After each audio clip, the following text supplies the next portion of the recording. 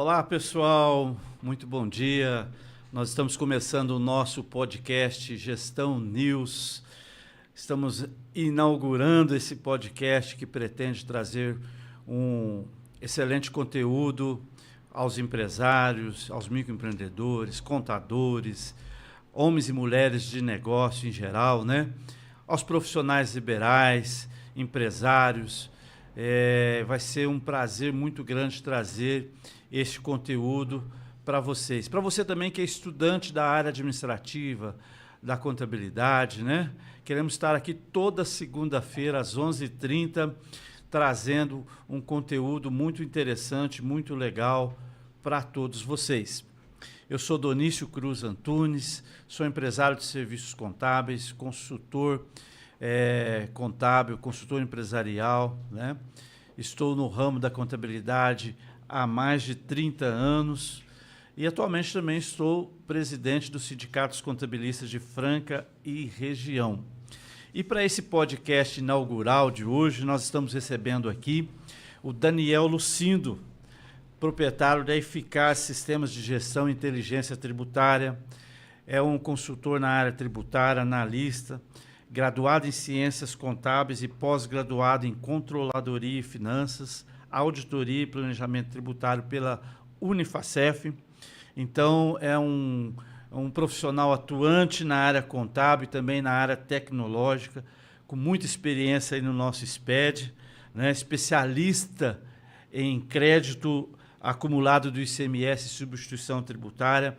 Então, é um profissional de primeira linha que vai estar trazendo para nós aqui um conteúdo muito interessante, que o nosso tema de hoje é reforma tributária. Daniel, seja muito bem-vindo, muito obrigado por atender o nosso convite nesse programa inaugural aqui do Gestão News.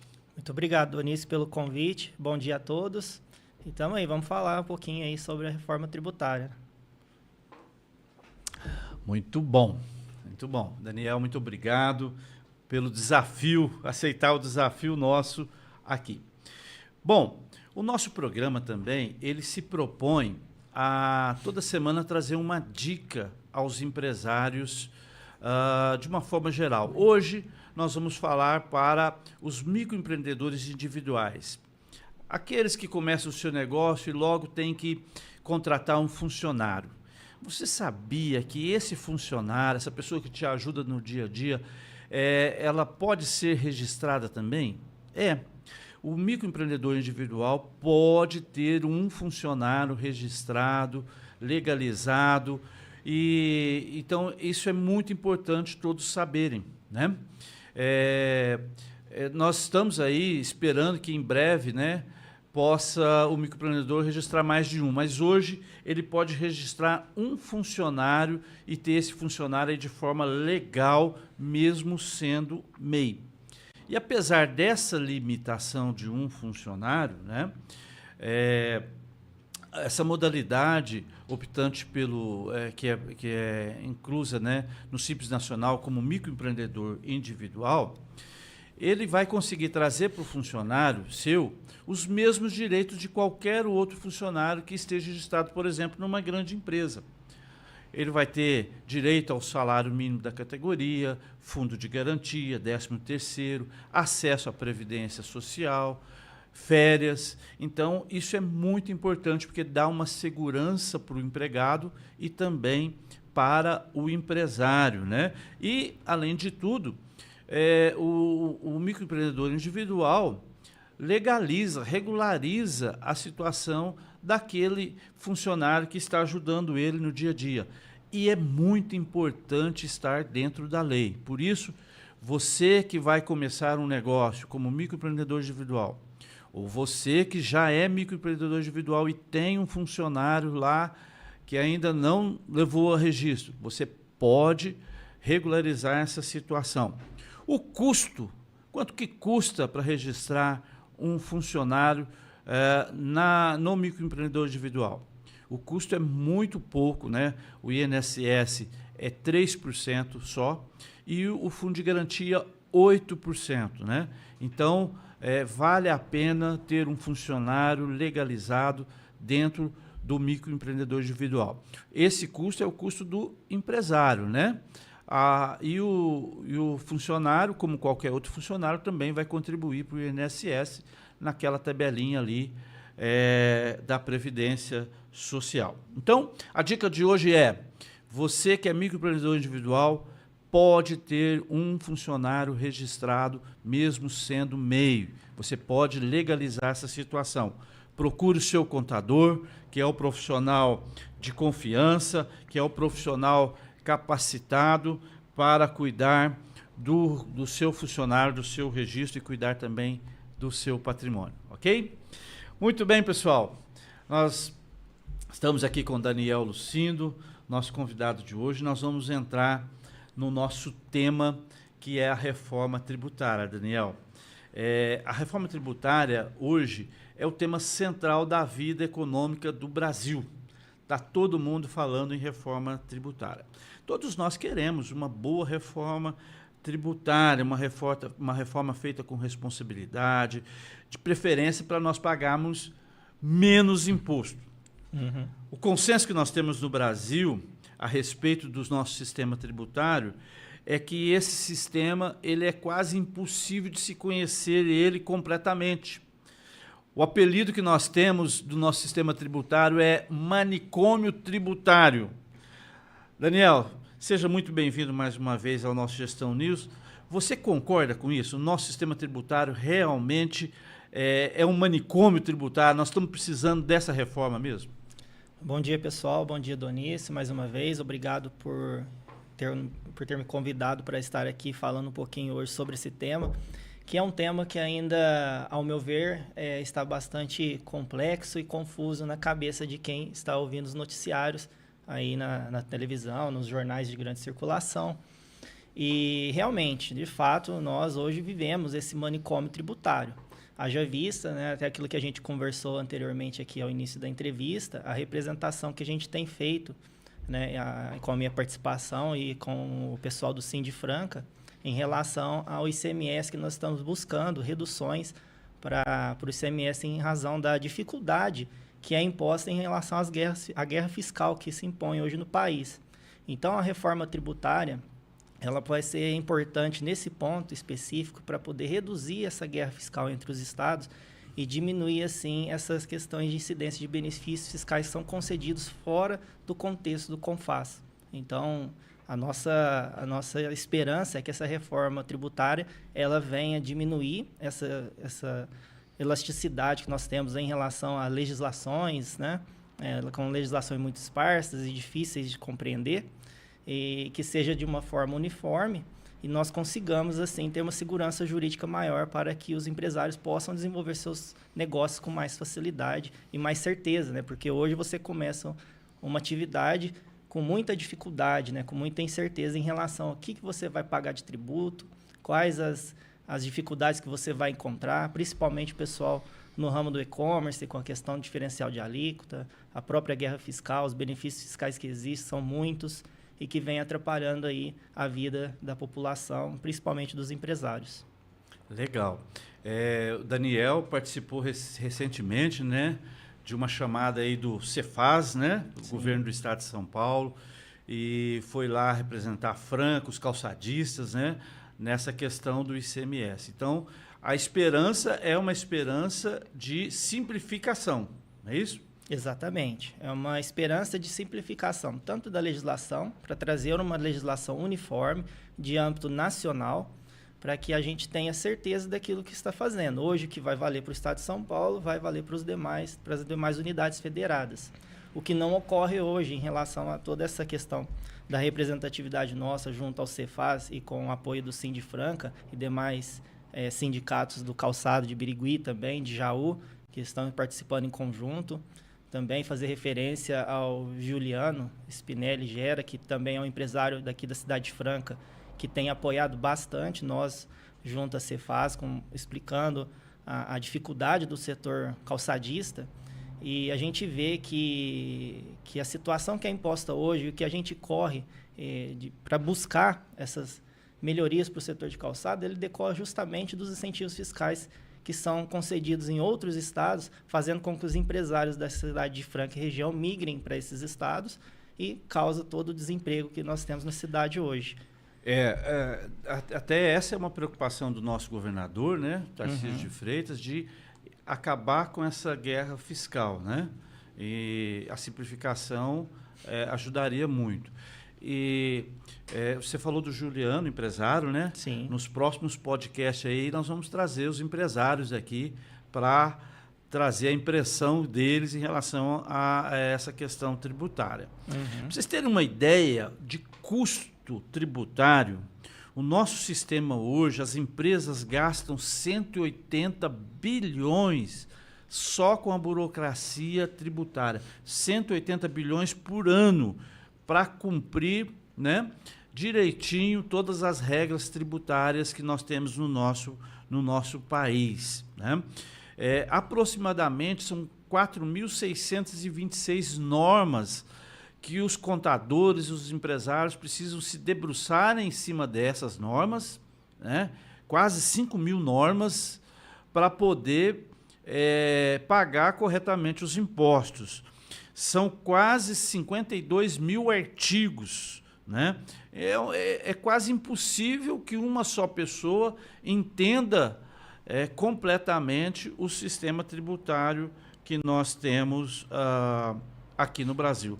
Agora, Daniel, o Brasil, então, realmente precisa de uma reforma tributária. E do jeito que essa reforma está sendo feita, a princípio nos assustou muito o processo, porque foi meio que a toque de caixa, né? Mas a reforma, como está sendo feita, ela é boa para o Brasil, na sua opinião? Então, Donice, nós temos, assim, várias vertentes aí. Tem os prós e os contras, que a gente vem analisando de vários pessoas da área tributária, profissionais da área tributária, é que a PEC 45, ela já existe desde 2019, na realidade. E aí, por conta da questão da pandemia, nós não tivemos condições, o pessoal, né, da Câmara, do deputado, e os pessoais da área, né, do direito, eles não conseguiram avançar, o governo não conseguiu avançar por conta das questões de pandemia. E retomou agora, nesse novo governo, e por isso que nós tivemos essa impressão que foi feita a toque de caixa, mas na realidade já vem sendo estudado já há bastante tempo em relação à PEC 45 e à PEC 110. A PEC 45, como a gente bem sabe, né, que foi levantada, né, foi criada de autoria do deputado Baleia Rossi e com o apoio, né, do economista Bernardo Api, tá? E então já vem sendo estudado há algum tempo. Eu vejo assim, para a questão de simplificação tributária, principalmente eu que atuo na área de sistemas, acredito que vai facilitar muito em relação ao cumprimento das obrigações acessórias pelos profissionais. Tendo em vista que hoje, na área de sistema, a gente trabalha o tempo todo fazendo atualizações de manuais, de renovação de versão dentro do sistema, justamente para poder atender todas essas resoluções, normas, portarias, enfim, tudo aquilo que a gente tem hoje dentro daquele manicômio tributário, como foi citado, que realmente é. Então, a expectativa da reforma tributária é criar um ambiente uniforme, de forma que a legislação ela seja conhecida por todos, por ser uma legislação única, de base nacional, e para que a gente consiga, de fato, interpretar isso sem criar as incertezas jurídicas que existem hoje no campo do direito. Né? Hoje a gente vê essas questões, né? Só para a gente levantar um dado interessante. Eu acredito que a reforma tributária ela se levantou a partir das decisões do STF, principalmente naquilo que a gente chama de exclusão do ICMS da base de cálculo do PIS e COFINS. Ali surgiu a reforma tributária, onde o ICMS ele não faz parte da base de cálculo do PIS e da COFINS por conta que ele não é conhecido como um faturamento. Ele é um conceito estranho a receitas, a faturamento. Então, olha para você ver como a técnica contábil, ao longo do período, ela já vem se desconstruindo, né, em relação a essas teses. Então, a necessidade da reforma tributária ela tem que ser imediata, tanto para nós contribuintes, tanto para nós empresários, quanto para o governo também, que já vem perdendo arrecadação. Então, você imagina hoje o Brasil é como se fosse um grande coletor de água, um cano gigante, né, ali que a gente imagina, coletor de água, e esse cano está todo furado, está vazando água ali para todo quanto é lado. Então, a sistemática da reforma tributária é justamente aperfeiçoar a arrecadação, arrecadar menos, arrecadar quer dizer melhor e arrecadar mais para o país. Tá? Não dá mais para fazer remendos, né? Tem Sim. que fazer uma reforma geral mesmo, né? Eu acho que o Brasil, Daniel, ele cresceu, a reforma da Previdência foi muito importante, mas com a pandemia, o governo anterior não conseguiu avançar nessa área. E a interferência muito do STF também tem provocado essa situação. Agora, você tocou num ponto muito importante, que, na verdade, assim, o governo, a gente percebe que esse governo está preparando, né, desde o lançamento do arcabouço fiscal, a premissa do arcabouço fiscal é uma maior arrecadação. O governo precisa arrecadar mais, ele quer arrecadar mais. A gente percebe isso que é muito claro, né? E ele fala que não vai ter aumento da carga tributária, mas vai aumentar a base de tributação, não é isso? Exatamente. Mais pessoas que não estão sendo alcançadas hoje pela tributação vão ser alcançadas, não é isso? Essa é a ideia? Mas basicamente seria essa ideia, melhorar a questão da arrecadação. E aí entra num ponto que é polêmico, porque como ficou... nós temos hoje a proposta de emenda à Constituição, ela deixou muito a cargo da lei complementar legislar sobre como vai ser essa tributação, as regras de transição. E aí, dentro desse contexto, muitos profissionais têm debatido alguns pontos negativos em relação a essa reforma que hoje está sendo analisado pelo Senado. Então, eles falam que por conta dessa questão de aumentar a base, né, de incidência da tributação, mesmo que o governo fale que não vai ter um aumento, acredita-se sim que vai ter um aumento da carga tributária, principalmente para aqueles do setor de serviços. E quando a gente fala em base ampla, né, vai incidir sobre tudo, bens, serviços, direitos, imaterial, material. O que nós estamos falando? E através com a unificação de alíquotas, parte do princípio que aquele prestador de serviço que hoje paga 5% de ISS máximo em relação ao município, ele vai ter sua base conferida aos impostos que foram fusionados, vamos dizer, juntados ali. Tá? Então, ele vai ter um aumento da tributação no setor de serviços. E o medo do pessoal é justamente por acontecer esse aumento no setor de serviços é causar o desemprego em massa. Tendo em vista que hoje no Brasil, até um dado assim, não muito interessante, porque no Brasil hoje o setor de serviços ele ganhou muita força, né? Está aumentando mais e mais a prestação de serviço e desindustrializando cada vez mais e mais também. O Brasil sustenta muito o Brasil, além do agro, o setor de serviço. O setor de serviço. Pessoal, o pessoal está entrando aí, participando do nosso podcast, muito obrigado. Nós já temos algumas perguntas. Você que tem alguma pergunta em relação à reforma tributária, pode fazer. Nós vamos tentar aqui no nosso bate-papo, tentar responder a todos. Se eu não conseguir responder no ar, nós mandamos para você a resposta posteriormente. Mas fique tranquilo, nós vamos pagar mais impostos sim. Né? Infelizmente, nós vamos pagar mais. Né? O que essa reforma vai estar se mostrando aqui é que o governo vai afiar as facas, né? Vai melhorar a forma de chegar em cada cidadão brasileiro e exigir o pagamento do seu quinhão. A verdade é essa que está se desenhando, né? Daniel, você falou que vai ter uma transição. Como é que vai ser essa transição? Nós já começamos, já foi aprovado na Câmara em 2 turnos, no Senado também em 2 turnos, né? Como é que vai ser essa transição da reforma tributária?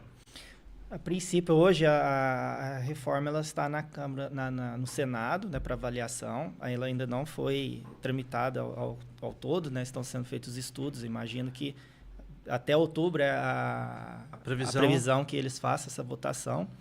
Tá? E a regra de transição, pelo que está na PEC 45, ela vai durar em torno aí de 8 anos. Então vai começar... 8 anos? 8 anos nós vamos ter que... Inclusive é um ponto negativo da reforma também, que vai ter um aumento de complexidade nesse primeiro período de 8 anos. Porque nós vamos ter que coexistir com o sistema anterior e o sistema que vai ser migrado no futuro, né, que é o da reforma. Então, imagine só, a gente vai ter que começar a recolher ICMS e o IBS junto, no mesmo período, até fazer essa transição dentro do prazo de 8 anos. Os contadores, você falou que ia ficar mais simples e com os sistemas que nós temos hoje, vai ficar uma chupetinha fazer as guias tributárias, agora você está me assustando. Não. 8 anos, período de transição, quer dizer que nós vamos conviver com o nosso manicômio que nós temos hoje e o próximo. E o próximo. Então, a gente está falando de uma transição assim, de sistema de cobrança em 8 anos. Por que esse sistema de cobrança em 8 anos para fazer essa transição? Porque, como foi dito no início do nosso programa hoje,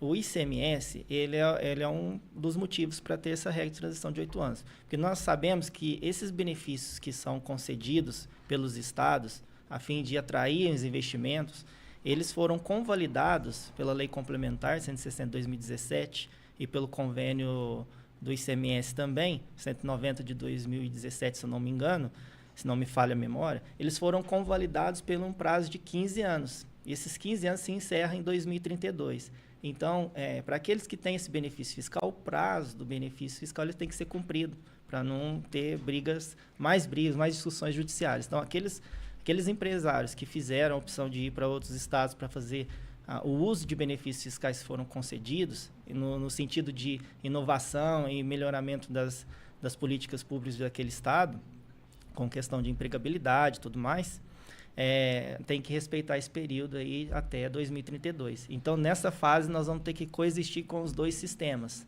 E é onde que fica o lado obscuro, porque a gente não sabe como que vai acontecer isso, como a lei complementar vai digerir toda essa situação que nós vamos ter aí para colocar adiante.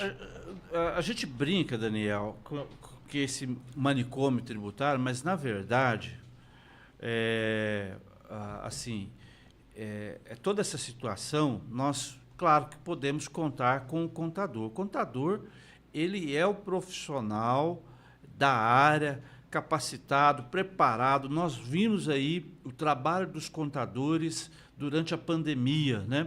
Os escritórios de contabilidade se tornaram verdadeiros hospitais de negócios, trabalharam dia e noite para salvar todos os negócios. Então, é claro que o Brasil tem os melhores profissionais para auxiliar os empresários nesse momento de transição. Serão 8 anos de transição. Nós vamos ter que trabalhar nesses 8 anos com os dois sistemas.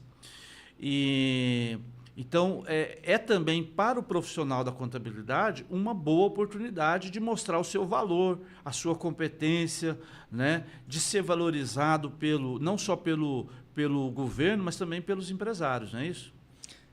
Principalmente, né, pelos empresários, né? Eu acho que a contabilidade, o contador, ele é o braço direito do empresário, não só por conta da arrecadação de impostos.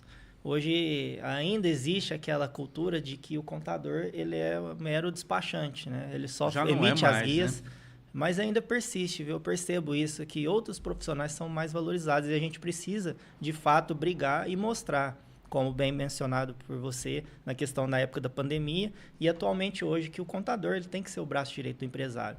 Contador é aquele que cuida do patrimônio das empresas. O contador, empresário, ele está preocupado com a saúde do seu patrimônio. Valorize o seu contador. Isso é muito importante. Ele foi importantíssimo na pandemia e nessa reforma tributária, nessa transição, ele vai ser o profissional que vai garantir a continuidade do seu negócio. Daniel, vamos falar um pouquinho, então, como é que vai ser essa simplificação do sistema tributário? Você já falou alguma coisa aí.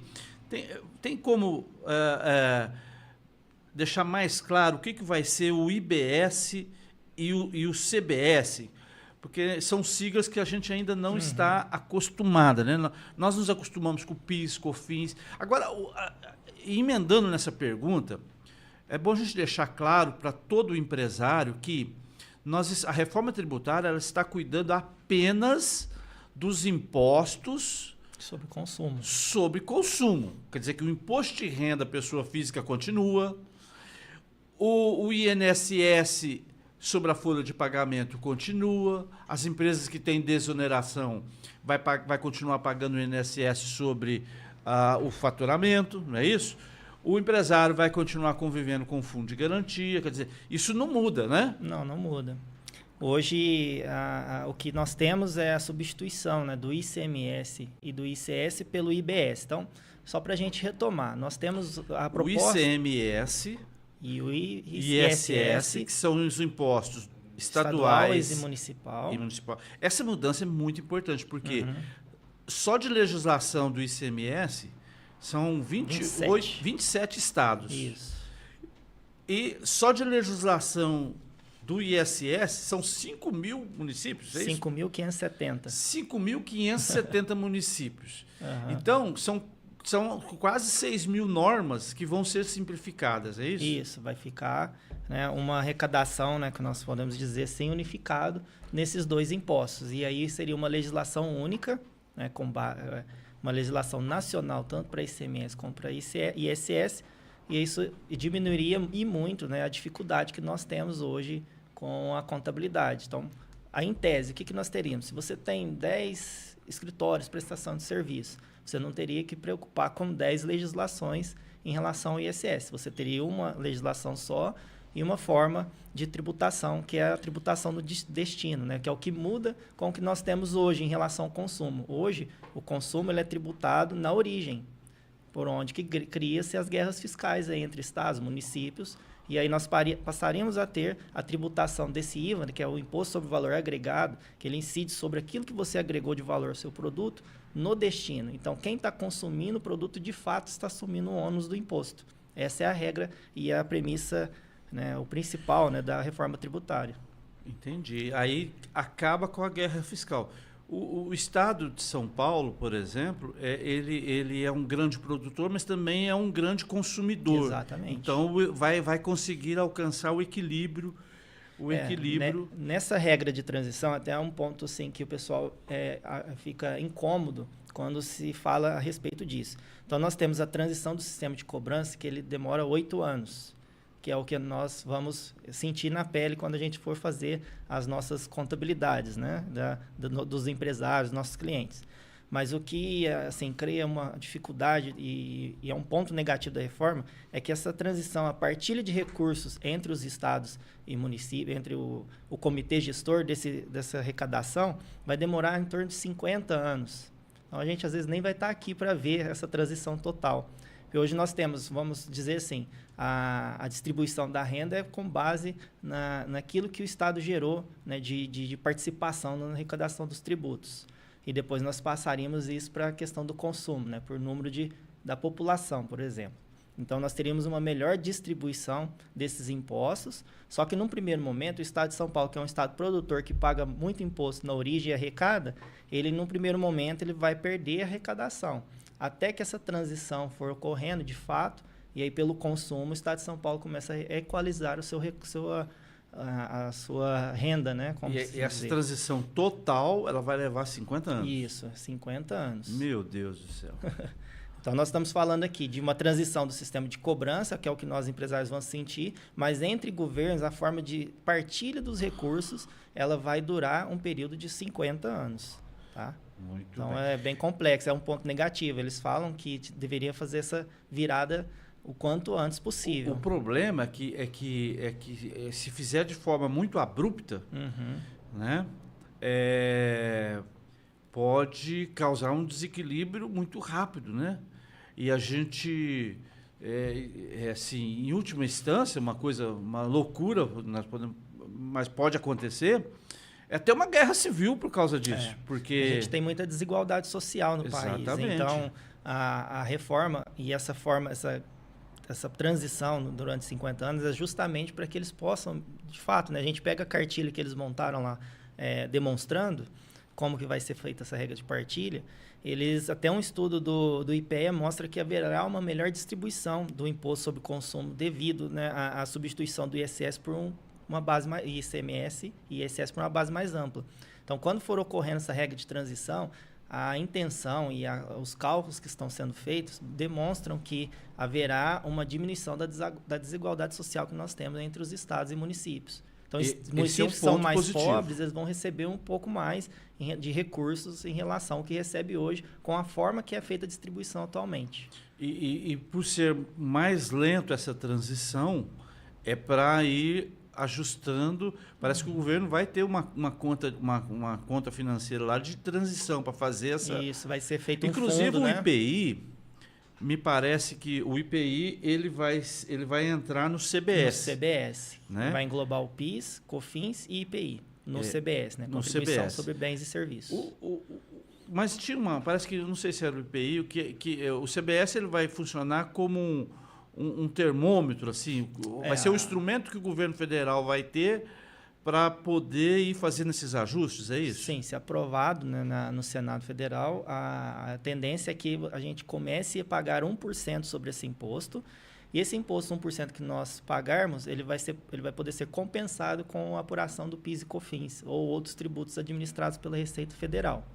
Então, para eles sentirem como vai ser essa arrecadação ao longo desse período de transição, tá? E mesma forma com a questão da transição dos recursos. Então, pelo que está desenhado hoje, o IBS vai substituir os impostos ICMS e o ISS, Exato. que são os impostos do governo estadual e dos governos municipais, não é isso? Com uma regra única, né?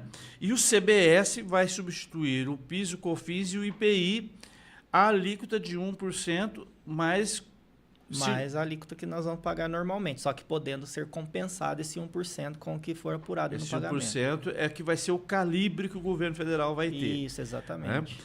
Mas, e qual que é o percentual do que está sendo previsto para a alíquota que nós vamos pagar? Do IBS e do CBS? Tem?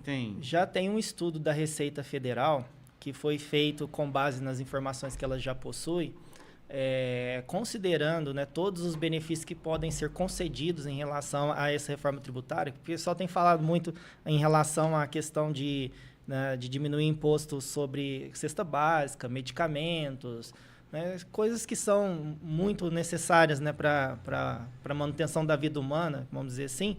Então, vai ter umas regras de benefícios fiscais para esse setor, transporte público, coletivo, né? E, por conta disso, a Receita Estadual, considerando esses índices, que ela chama de ato de conformidade, né? E ato de conformidade, o que é? Os benefícios fiscais que são concedidos, também considerando percentual de inadimplência, né, de pagamento de tributos, tudo. Eles consideraram um IVA perto de 25% a 27%. 25% Se for esse a valor, 27% de alíquota, é isso? De alíquota sobre consumo, para equalizar o que nós já pagamos hoje sobre consumo. Então, você pode ver que eles falam que não vai ter aumento da arrecadação. Por outro lado, alguns setores vão pagar mais e outros, tecnicamente, pagariam menos. Mas nós já estaríamos falando aí ser o maior IVA do mundo, né? Só vai bater ali com a Hungria, que paga em torno de 25% Olha, gente, também. Infelizmente, não tem jeito. Nós vamos pagar mais imposto, sim. Vai aumentar a carga tributária, sim. Né? E o Daniel já começou a falar aqui de como vai ser essa alíquota, né? 25% é uma loucura isso, né? É bem alto. É um quarto do faturamento, é isso? Basicamente. Que o consumidor final vai estar pagando dizer, por isso, né? Um produto que custa 100 vai ser vendido para você a 125, porque o governo federal vai pegar esses 25 em termos de imposto. É isso? Aí eu queria te fazer uma pergunta. Depois eu quero voltar nesse imposto aí que é chamado imposto seletivo que você falou, né? Uhum. Mas na proposta está desenhado, porque hoje a gente não sabe, a gente compra o produto, a gente não sabe quanto nós estamos pagando de imposto. Né? Hoje na nota fiscal já sai lá, né? Mas, valor estimado. Um valor estimado de... Por quê? Porque é manicômio mesmo, né? É o valor estimado que você paga de imposto.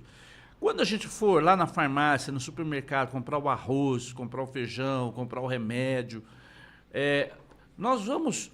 O consumidor ele vai perceber isso, que ele está comprando R$100 de mercadoria e que ele está pagando mais R$25. Essa percepção nós vamos ter? Vai sim. Essa percepção vai ficar clara porque uma das regras da reforma tributária é justamente nós tirarmos aquela contribuição dos impostos que são por dentro, onde a gente não consegue estimar qual o valor que o consumidor está pagando na nota fiscal, e ele vai passar a ser uma tributação por fora.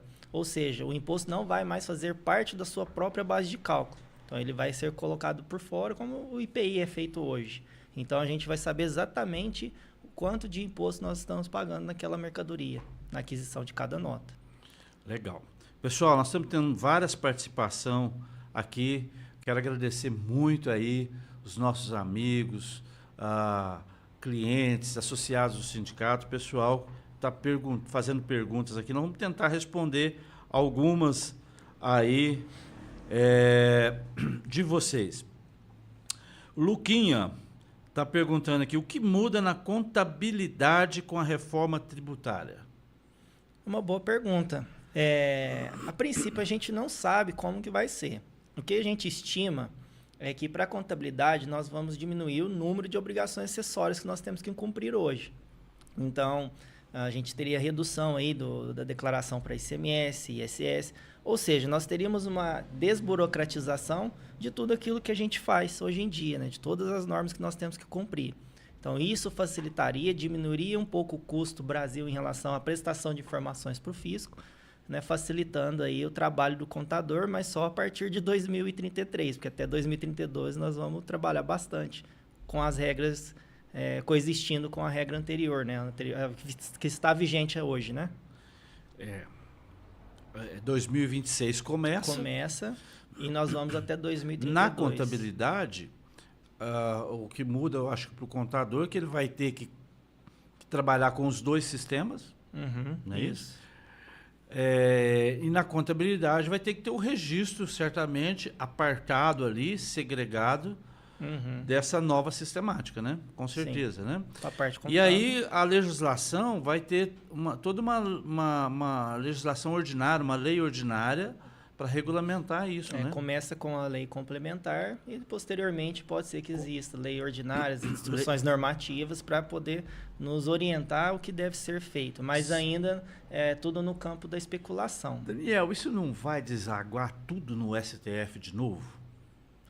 A princípio, a proposta é para que não, né? Mas a tendência é que reduza mesmo esses litígios que tem hoje em discussão no STF. Mas não quer dizer que não vai existir. Então, só acontecendo para a gente saber como que vai ficar. Outra pergunta aqui do Antunes. A reforma tributária vai aumentar os preços dos produtos e dos serviços? Dos serviços, a gente está imaginando que sim. Inclusive... Principalmente, né? Principalmente dos serviços, por conta dessa unificação das bases, né? Criar uma base ampla. Porque eles falam da não cumulatividade plena. Então, o que seria a não cumulatividade plena? Tudo que eu compro, eu tomo de crédito e faço o encontro de contas com os valores que eu coloquei a débito, de forma que eu pague aquele valor real do imposto. Essa é uma outra mudança muito importante. Quer dizer que tudo que você comprar... Isso vai... todas as compras que você fizer de insumos e serviços, você vai poder se creditar para compensar na hora débitos da saída. Nos débitos da saída. Exato. E isso vai impactar na cultura do empresariado. E isso eu acho que é uma coisa que a gente já tem, os contadores já precisam começar a trabalhar essa questão da cultura do empresário, que não pega, ele não pede... Não pede documento fiscal. Não compra com nota, gente. Isso é um absurdo, né? Então, a partir de agora, já temos que começar a trabalhar essa cultura do empresário, da importância de todo serviço e de toda compra que fizer, seja de produto ou de serviço, precisa, é necessário, é fundamental, essencial o documento fiscal. Porque aquilo vai baratear o seu o seu custo tributário, é isso? Exato, mas respondendo até a pergunta do Antunes, senhor Antunes, que ele fez, se vai aumentar. Então, a gente pensa assim, numa indústria, a questão da não cumulatividade plena, onde eu posso me creditar de tudo aquilo que eu compro para operacionalizar meu negócio, no setor de serviço, a gente já vê que não acontece, porque o maior custo que o setor de serviço tem é a folha de pagamento, e ela não está previsto o crédito sobre folha de pagamento. Qual mais outro crédito que o setor de serviço possa tomar? É irrisório, né, se a gente for analisar. Então, vamos pensar num contador. O contador, o que ele tem que ele vai poder se creditar? Ele vai se creditar, a folha de pagamento o mais pesado dele não vai. Então, ele vai se creditar o quê?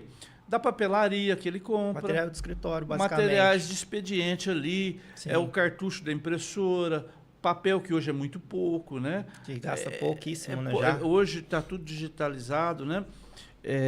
O que ele vai poder se creditar é que, por exemplo, no escritório, só um exemplo, no escritório de contabilidade, são as ferramentas tecnológicas que tem, né? Hoje a gente tem software, né? De uma maneira geral, né? Uhum. Tudo isso vai gerar crédito para poder compensar, né? Quais os objetivos da reforma tributária? Os objetivos é isso que a gente já falou, simplificar, e o objetivo que o governo tem é arrecadar mais. Ampliar a base, ampliar a base, aumentar a sua arrecadação, né? Isso. Mas vai trazer uma mudança de cultura, né, Daniel? Sim. Que é essa que nós vamos saber exatamente quanto estamos pagando. Uhum. Vamos começar a exigir nota fiscal, porque o brasileiro não pede nota fiscal de nada, né? Hoje tem também, assim, para deixar o pessoal informado, porque às vezes pode surgir uma reviravolta em relação ao que está sendo estudado a respeito da reforma tributária, que é uma proposta que nós chamamos a PEC 46 de 2022, que eles tratam sobre o Simplifica Já, que eu achei bastante interessante no quesito de alteração da legislação, né, da Constituição, porque ele tem também como premissa substituir as 27 legislações do CMS e os 5.570 legislações do ISS. Porém, só que ele não cria novos tributos, no caso do IBS e o ICBS. Continuaria ICMS e ISS existindo da forma como é hoje, transferindo a tributação no destino, tá? Para facilitar essa cobrança, mas com uma legislação nacional, tanto para ICMS quanto para ISS. E eu achei essa proposta bastante interessante, inclusive ela já está também sendo estudada junto no Senado. Então, pode ser que o Senado, achando interessante essa proposta da PEC 46, que é de autoria do senador Oriovisto Guimarães, do Podemos, pode ser que algum trecho dessa legislação seja importada ali para o que eles já estão estudando, que já foi aprovado pela Câmara dos Deputados. Entendi. Mas eu achei bastante interessante, por quê? Porque é uma legislação que não fere a questão do Pacto Federativo, né, que hoje está sendo discutido em relação à reforma tributária da PEC 45, justamente porque eles vão criar aquele comitê gestor que foi anunciado, e esse comitê gestor que fazia a repartição entre os estados e municípios, tá? Mas aí, na proposta da PEC 46, cada estado e município continuaria com a sua autonomia em relação à federação. Ele arrecadaria os impostos do seu caixa e teria o caixa ali para ele fazer o que ele quisesse, da forma como ele pretendesse. E essa proposta da PEC, dessa 46 de 2022. 46, ela é real, então ela pode haver essa mudança. Pode ser que haja essa mudança também, porque ela está sendo estudada junto no Senado. Agora, envolve também as questões de força política, né? De decisões políticas, de interesses políticos em relação ao que vai ser aprovado. Mas mostrou-se ser uma proposta muito interessante, porque já é de conhecimento de todo mundo os impostos, ela não modifica os impostos, porém, ela traz uma base nacional de legislação, que facilitaria e muito a atividade do contador hoje em dia e não feriria o Pacto Federativo, que é o que muitos governadores têm reclamado agora em relação a essa reforma tributária. Muito de perder, né, a condição de fazer com que ele bem entender com aquele dinheiro que ele arrecada. Autonomia dele. Autonomia. Pessoal, a reforma tributária, ela vai ter ainda, nós vamos discutir isso aqui ao longo desse ano que vem, nós vamos ter muito assunto ainda. Nós estamos quase encerrando o nosso bate-papo aqui, mas tem algumas questões ainda que eu quero ponderar aqui com o Daniel. Daniel, a respeito do que está previsto, o imposto seletivo, como é que vai ser essa questão do imposto seletivo? Bom, o imposto seletivo, ele é um imposto que vai ser criado, possivelmente, para poder desestimular, né, alguns tipos de produtos que são nocivos à saúde, nocivos ao meio ambiente. É uma forma de desestimular e uma ferramenta do Estado para fazer esse tipo de controle. Então, esse imposto seletivo, vamos dizer assim, dar um exemplo, ele se diria sobre cigarros, por exemplo. Né? Cigarro, bebidas alcoólicas. É justamente para desestimular o consumo ou alguma coisa que cause prejuízo ao meio ambiente. Né? Então, seria uma ferramenta do Estado. É o contrário, né? daquela situação da alíquota reduzida para cesta básica, por exemplo. Isso, seria o contrário, exatamente. Ele beneficia alguns setores, né, decorrente da necessidade que cada região do país necessita, tá? E facilita, né, na questão de cobrir o que deixou de ser arrecadado através do imposto seletivo. Né? Legal. E tem uma novidade aqui que eu achei incrível, que é a questão do cashback. Como é que é o princípio do cashback? Que isso não tem no Brasil. Né? A gente acha cashback nos cartões de fidelidade, essa situação. Mas o cashback em relação a imposto é uma novidade, né? É uma novidade mesmo. Assim, o cashback, ele tem como principal assim, função para ele a devolução dos impostos às pessoas físicas, né? Só que isso vai ser normatizado através de uma lei complementar, se vier a vigorar, porque já estão meio que deixando de lado a questão do cashback, por não saber como que vai colocar. Porque ele tem como princípio verificar, na lei complementar eles vão definir os limites, né, os beneficiários, e ele tem como objetivo reduzir as desigualdades sociais. Então, o cashback, ele iria atingir aquela população, por exemplo, pelo que eu entendi... De baixa renda. De né? baixa renda. É o pessoal que, por exemplo, faz uso do cartão... Como é que chama o cartão? Bolsa Família. Bolsa Família. Esse pessoal é que teria direito ao cashback, é isso? A ideia, sim, seria essa, né? Porque a gente sabe que quem ganha mais tem capacidade de consumir mais, né? Então, aquelas pessoas de baixa renda... teria esse cashback de volta justamente para que ele possa... Porque a hora que ela for para o supermercado comprar, é a população que mais vai sentir. 25% de imposto aplicado direto ali no consumo. Para esse grupo de pessoa, é um impacto muito grande. Muito grande, sim. Por isso a necessidade do cashback, né? Exato.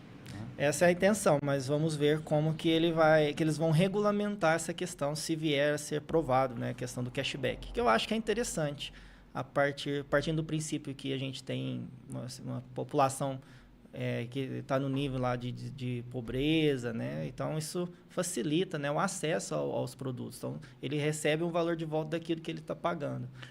É como se fosse a questão da nota fiscal paulista, né, é mais ou menos naquele estilo.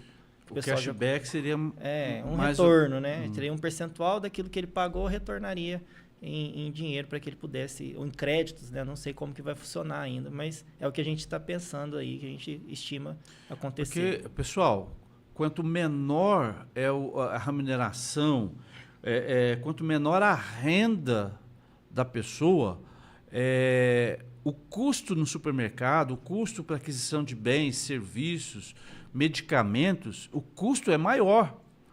Quanto menor a remuneração da população, ele sente mais quando vai ter acesso aos bens e serviços que ele possui. Então, um dos objetivos da reforma tributária, complementando aquela pergunta lá, né, é diminuir a desigualdade social, né? Também. É fazer uma melhor distribuição de renda no Brasil. Dentro do país. Mas é muito, muito complexo fazer isso, porque hoje quem é mais pobre paga mais imposto. O mais rico, ele está mais tranquilo. O arroz, o feijão, a batata, a carne, para o mais rico, tem um impacto menor na sua renda, no seu patrimônio, né? Daniel, será que isso vai mudar, hein? Temos que torcer para que sim, né? Para que seja uma coisa justa para todos, que diminua de fato essas desigualdades sociais que nós temos no nosso país e que não fique, né? Desejamos assim que com a reforma tributária a gente não tenha mais essa questão de problemas entre os estados e municípios, né? Para facilitar essa questão nossa de hoje em dia, que é a questão da guerra fiscal, que incomoda muito tanto o empresário quanto nós contadores. Então, essa é a perspectiva que nós temos a respeito da reforma tributária. Mesmo que... Eu sou muito cético quanto a essa questão da desigualdade, de melhorar a desigualdade social, sabe? Eu acho que nós precisamos evoluir um pouco mais o Brasil, pensar um pouco mais no próximo, e eu não sei se o governo está com esse pensamento. A impressão que nós temos é que o que se está se fazendo é pensando apenas na arrecadação e não na melhor distribuição de renda do nosso país. Esse é o meu medo, né? Nós vamos pagar muito mais impostos e a desigualdade ainda persistir, né? Daniel, nós estamos partindo agora para o finalzinho do nosso programa. Eu queria que você fizesse umas considerações assim. Com a reforma tributária em andamento, daqui 2 anos nós começamos o processo de transição da aplicação dessas novas normas, mesmo tendo que conviver com as normas antigas aí durante 6 anos, né? 8 anos, né? 8 anos. 8 anos. Mesmo ainda o governo ainda a transição para a distribuição desses recursos no Brasil ainda vai durar 50 anos. Mesmo assim, a minha pergunta é o seguinte: o ambiente de negócio, para o empresário, essa reforma sendo aprovada completamente, entrando em vigor, o ambiente de negócio, de uma maneira geral, a sua perspectiva é que haja uma melhora? A minha perspectiva é que sim, haja uma melhora, principalmente em decorrência da facilitação das informações, né, que vão ser prestadas em relação à arrecadação, né, a prestação de obrigações acessórias. Então, vai trazer com que uma facilidade para o empresário ele compreender e, com isso, ele conseguir estimar na sua atividade qual que vai ser o impacto daquele tributo, daquela situação proposta pela reforma tributária. E ele consegue ter uma previsibilidade melhor em relação com o que ele tem hoje em dia. Porque hoje ele está tributando de um jeito, ele mal sabe se está tributando certo ou errado. Então, vai diminuir o que nós chamamos na área do direito das incertezas jurídicas. Ele passa a ter uma condição de... Vai dar mais segurança. Mais segurança para que ele possa... Para que ele possa negociar, né, fazer os seus negócios com tranquilidade, com calma. Mesmo que ocorra um aumento da tributação, pelo menos ele sabe exatamente aquilo que ele está pagando. Está acontecendo? O nosso McDonald's do dia a dia, com certeza vai mudar de preço, as táticas tributárias, porque aquilo ali, né, aquele combo que existe ali, aquilo não é marketing, aquilo é planejamento tributário, não é isso? Exatamente. Isso tudo vai ser afetado, né? Sonho de valsa não deixar de ser chocolate e virar waffle, né? O sonho de valsa vai voltar a ser chocolate, é isso? Exatamente. O sonho de valsa vai voltar a ser chocolate. Vai acabar os benefícios fiscais, né? Uma das premissas da reforma tributária é justamente essa, é extinguir benefícios fiscais, para que não haja essa discrepância de...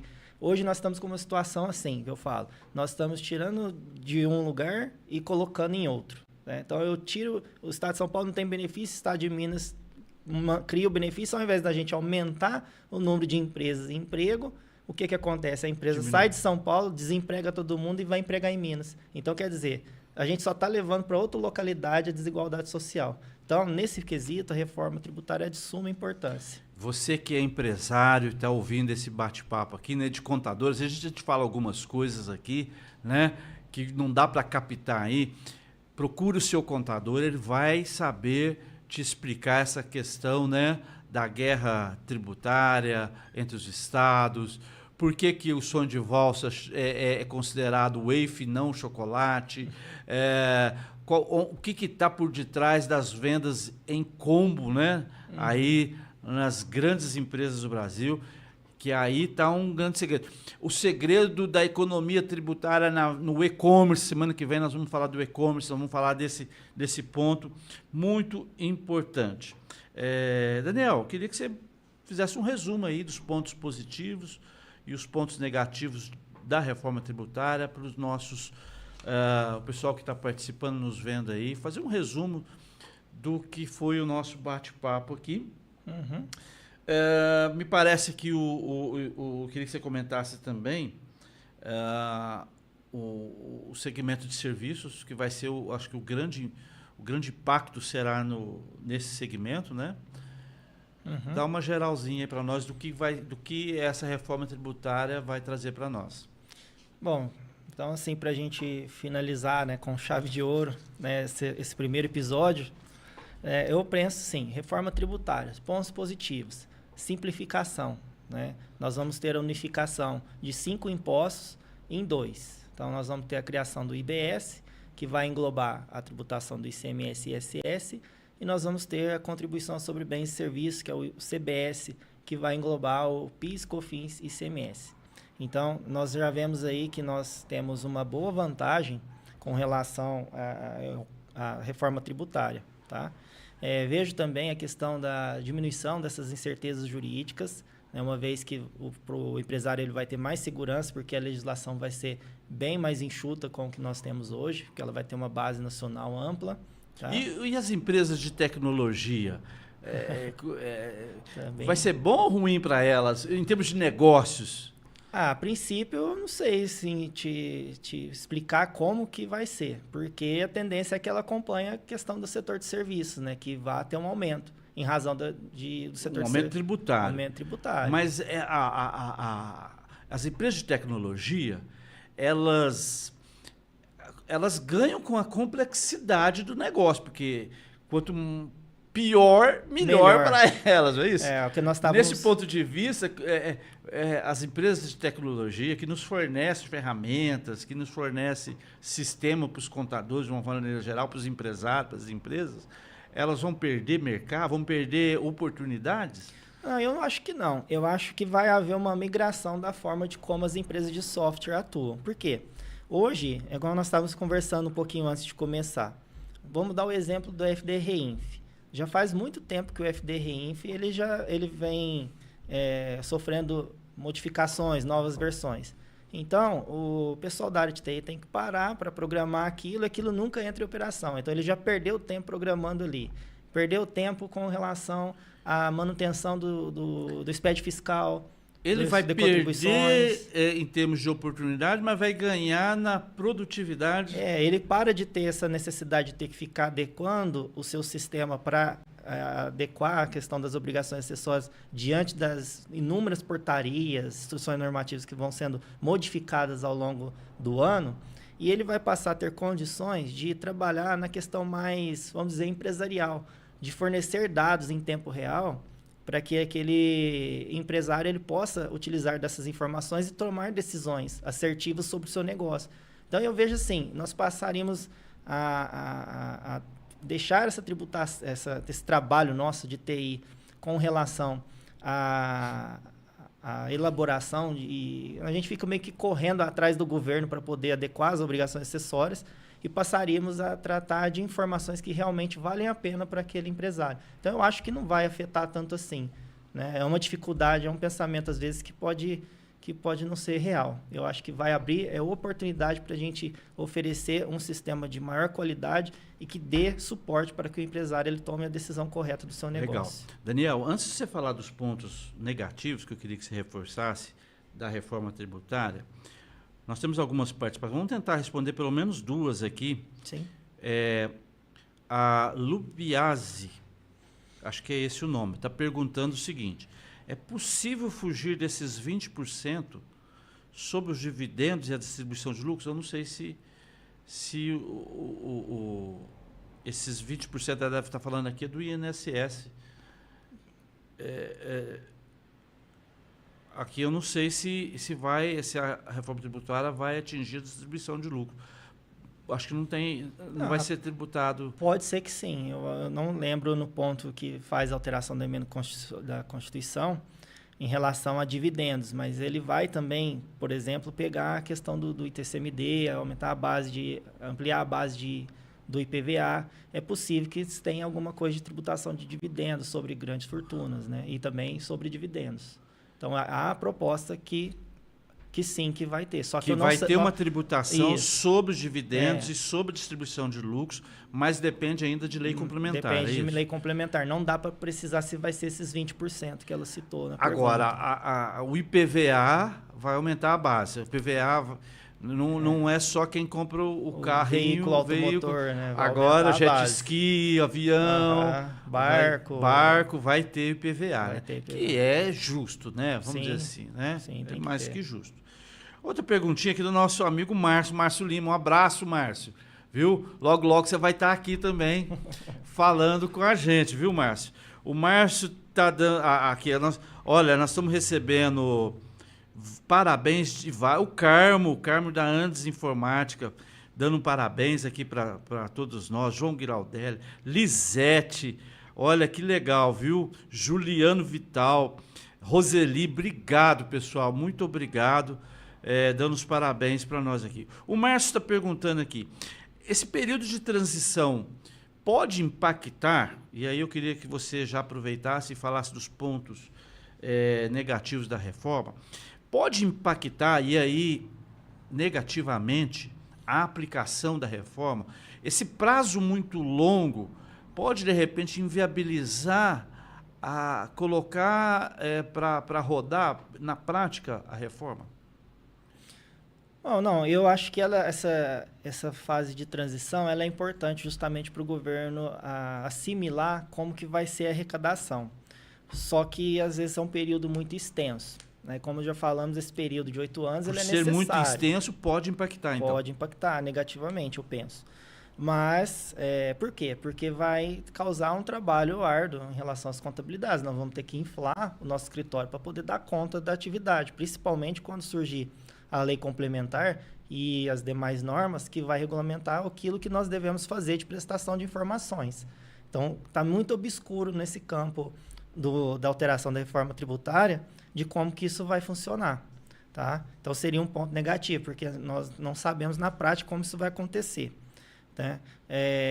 Eu vejo, então, que a questão da transição pode ser um ponto negativo pelo prazo que ele é. Só que não tem como ser diferente em razão dos benefícios fiscais que eu citei no início, que já foram concedidos até 2032, por isso a gente tem que respeitar esse prazo, né? E aí vem os pontos negativos, que é a questão do aumento da carga tributária em relação ao setor de serviço, que é o que o pessoal está imaginando, né? A transferência de carga exagerada entre setores econômicos, a gente fala da questão do serviço, né? Está arrecadando mais, eu estou transferindo um crédito maior para aquele que está contratando um serviço. Então, aumento da complexidade, que nós vamos ter que coexistir com 2 sistemas durante esse período. O período de transição vai ser, muito impactante, né? São 8 anos que os empresários, os contadores vão entrar aí num sistema assim de loucura, de né? loucura mesmo, assim, né? Porque a dificuldade, né? Já é difícil hoje a gente cumprir com todas as obrigações que nós temos no dia a dia. Né? Hoje a gente fala assim, no começo... Esse vai ser o grande ponto negativo, ponto negativo. E aí nós teríamos que ter mais um sistema em conjunto nessa regra de transição. Além de termos que pagar muito mais imposto. O que eu acho incrível nesse país é o seguinte... se fala que vai... ninguém... O brasileiro é muito passivo. Você vai ter que, a partir de agora, pagar 25% de imposto. Tá legal, tá beleza, tudo certo, vamos embora, vamos tocar. Parece que ninguém tá se tocando em relação a essa... vai ser uma das maiores cargas tributárias do mundo, né? Sobre consumo, sim. Sobre consumo. E não vai tirar sobre a folha de pagamento nada, não vai mexer nada, né? Sim. Muito bem, muito bem. Bom, pessoal, nosso tempo acabou. Nosso tempo acabou, meus amigos. Nós estamos chegando ao final do nosso Gestão News, o nosso podcast. Eu quero agradecer muito a todos que nos acompanharam hoje, a toda a equipe que está aqui na nossa estreia, a todos que puderam participar aí, vendo a sua pergunta, a todos que estão curtindo a gente. Marque nós aí, né, no Instagram, no Facebook aí, acompanhe a gente. Toda semana, toda segunda-feira, nós vamos estar aqui das 11h30 às 12h30, trazendo um conteúdo importantíssimo para vocês, para os empresários, para os contadores, pessoal da área administrativa. Muito obrigado a todos. Obrigado, Daniel, nosso convidado especial, que aceitou esse desafio de inaugurar o nosso podcast aqui hoje, nos auxiliando com tanto conhecimento. A gente pode perceber que é um especialista gabaritado, reconhecido na cidade, reconhecido no estado de São Paulo como um especialista tributário. Franca produz grandes especialistas. Nós nos orgulhamos de ser francanos, né? Muito obrigado, Daniel, muito obrigado mesmo. Faça suas considerações finais e, em breve, nós queremos tê-lo aqui novamente. Com certeza, Donice, eu agradeço a oportunidade, né, de estar aqui falando um pouquinho sobre reforma tributária. Agradeço também pelo elogio, é recíproco também, e eu acho que é bem isso mesmo. Nós temos profissionais de grande qualidade aqui em Franca e região, e que os empresários, o pessoal da contabilidade pode contar sempre com o apoio desses profissionais que nós formamos aqui em Franca, né, Donice? Então, é muito importante que a população tenha consciência disso, tá? E, de fato, é o que nós esperamos, né? Conseguir prestar bons serviços e levar aí para a comunidade o diferencial do nosso trabalho, tá? Muito obrigado. Legal. Semana que vem nós estamos de volta com Gestão News, com bastante conteúdo para os empresários, os empreendedores de uma forma geral. Você que é um microempreendedor, você que é homem, mulher de negócio, conte conosco toda segunda-feira aqui. Nós vamos trazer muita coisa boa. Então, até o nosso próximo Gestão News. Um abraço a todos. Muito obrigado. Um abraço.